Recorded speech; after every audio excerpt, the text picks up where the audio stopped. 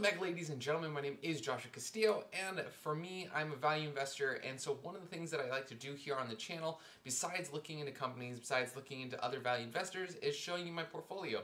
Now, I am a long-term investor. I'm focused on the long-term, years out, not month to month, but one of the things that I understand that people want to see is month to month, because they want to see what you're doing, they want to see your moves, they want to make sure that you're transparent and things like that. So here on the channel, I want to make sure that transparency is one of the big things here. So I'm going to show you my portfolio, show you what transactions I made since the last time I did an update back in February. So if that's something you're interested in, make sure to hit the subscribe button. You can also see the rest of my months, previous months down below in the playlist. So if that's something you're interested in, you can click on that as well. But with that being said, let's dive right into today's video. So hopping on over, you're going to see, I'm just, put a bunch of slides together. So we're going to talk through some of the different changes, some of the things that have happened since the last, it's almost been a month or, couple months.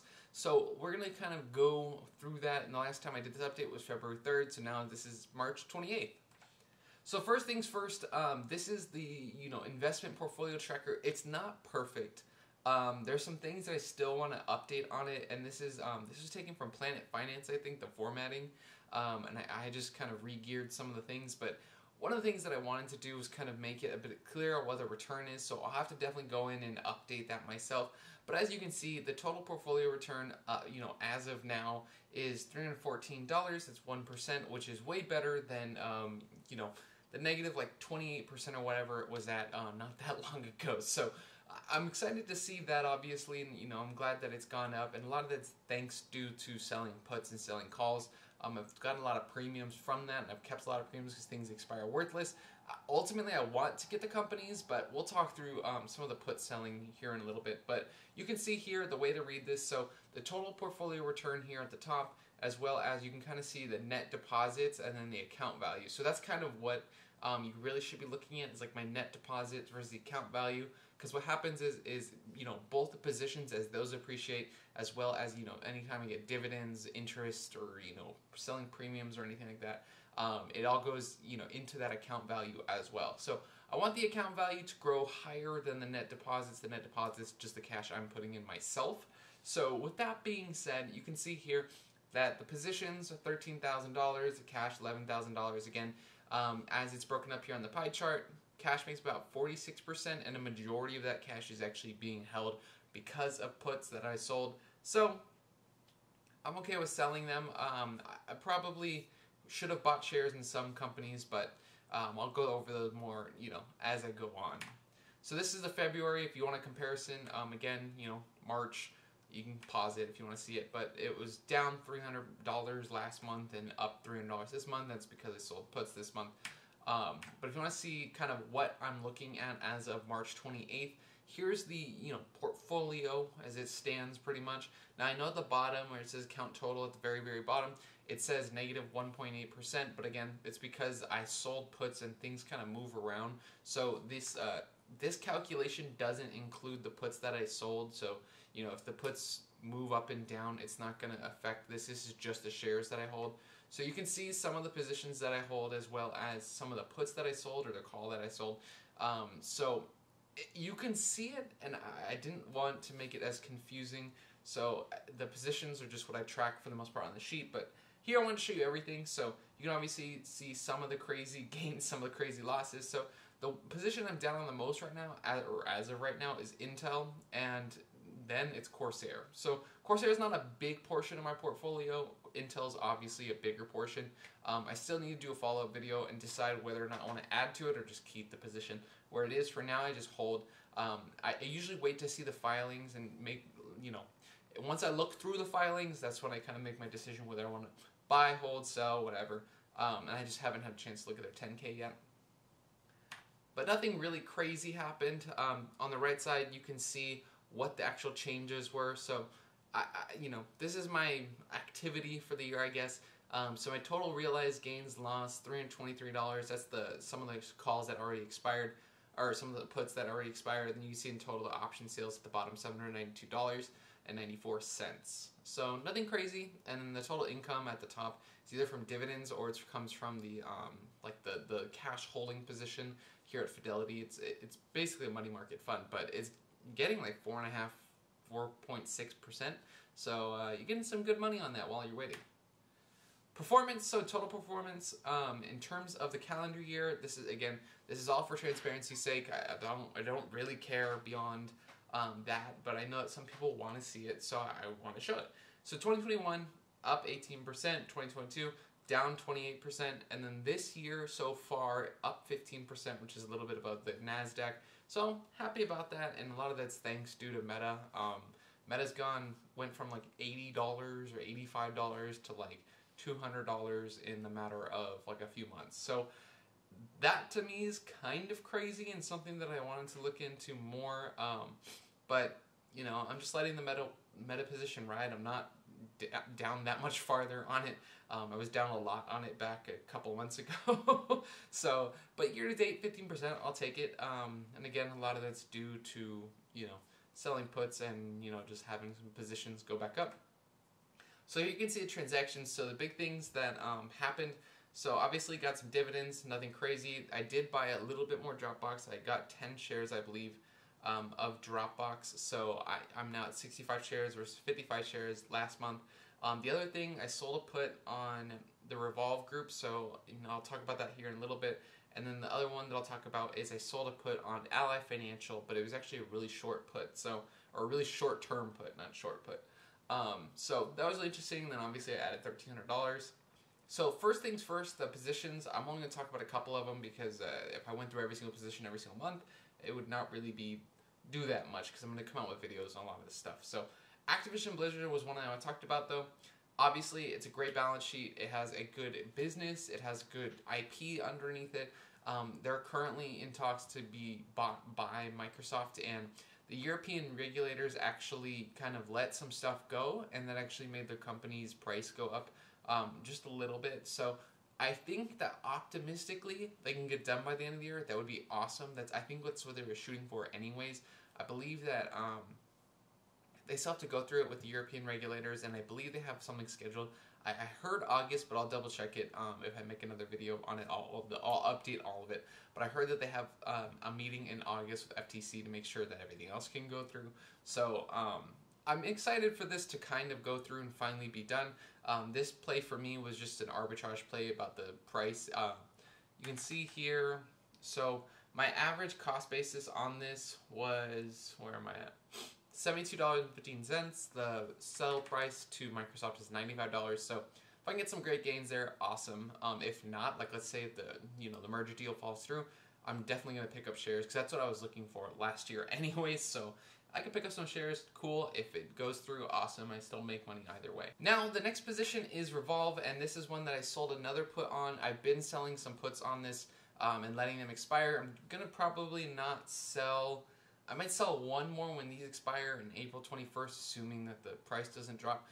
You can see, so the way to read this is you can see that my positions, put positions that I sold, and then obviously, so the requirements is basically like the net outflow. So let's say these both expire, the stock price drops below the strike price, so below $22.50 for the top one and $17.50 for the bottom one.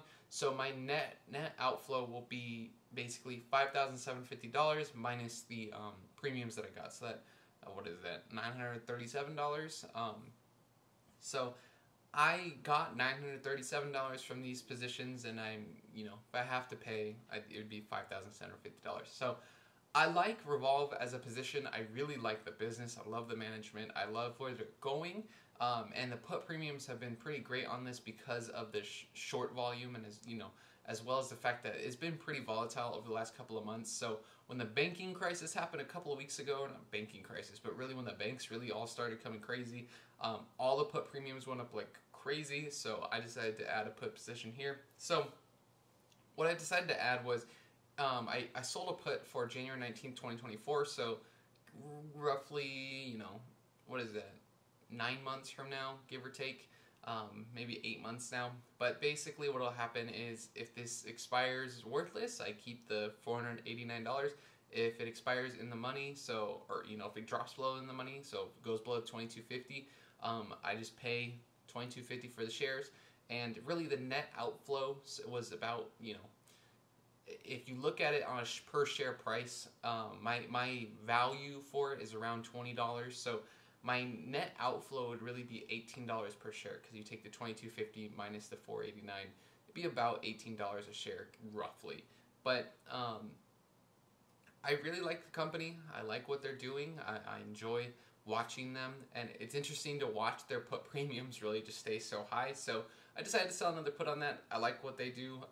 Probably might sell, if these expire, the 1751s really expire worthless, might sell one more for 2024, but I have to look into it once it actually expires. So Ally Financial was another position that I actually kind of took and traded really over the last couple of weeks. So what happened is all the banks, when Silicon Valley Bank came down and FDIC stepped in, that Monday, a ton of banks dropped like crazy. Ally Financial went off a cliff.